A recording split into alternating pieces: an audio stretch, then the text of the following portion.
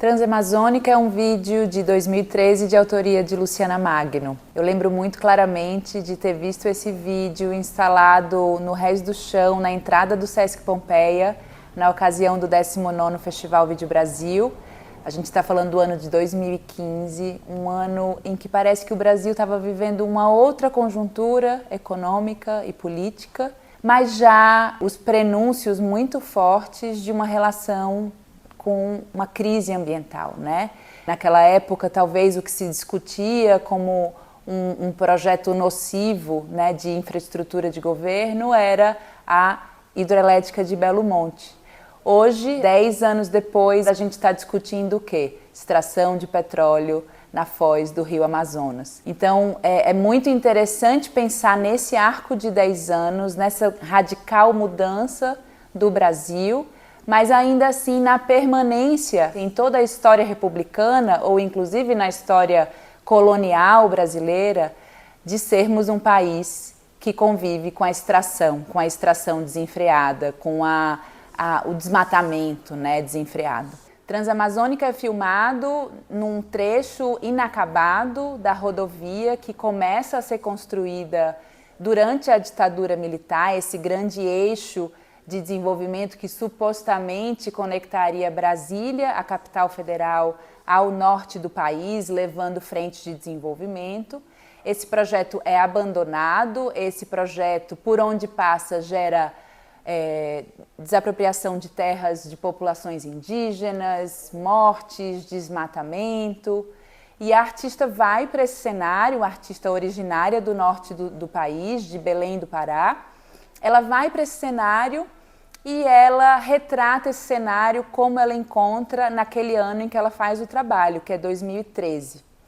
E a artista se coloca ali como um corpo, ela tem esse longo cabelo, né, um cabelo que é tão longo que cobre o corpo dela inteiro, e ela se acocora e se filma na paisagem. Então acho muito interessante de olhar esse trabalho como um exercício de autorretrato, né, mas ao mesmo tempo que já parte dessa inversão, porque na história da arte os autorretratos costumam ser verticais para dar conta desse busto, né, da pessoa retratada. E esse autorretrato já é um autorretrato na horizontal.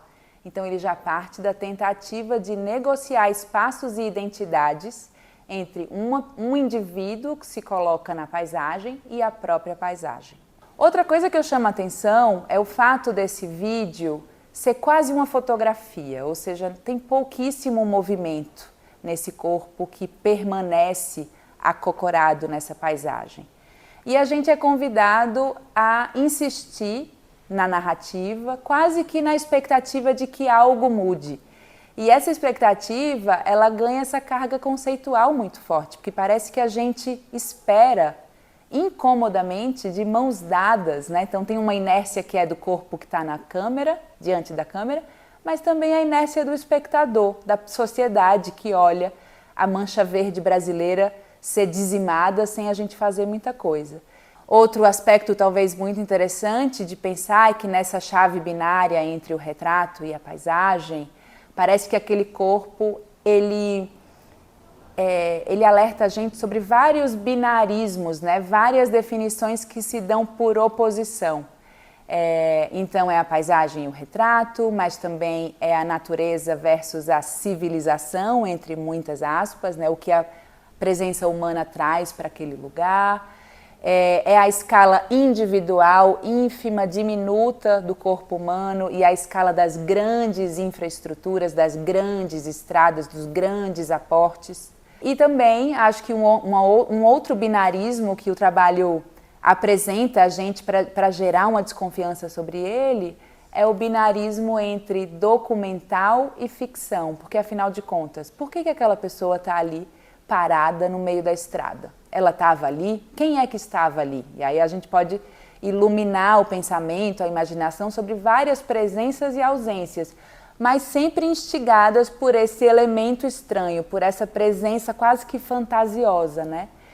Talvez o último aspecto a comentar é de como tem uma força que conecta esse trabalho com toda a história da videoarte brasileira, né? Uma história que sempre foi protagonizada por mulheres, desde a geração das primeiras videoartistas, Anabela Geiger, Sônia Andrade, Ana Lívia Cordeiro.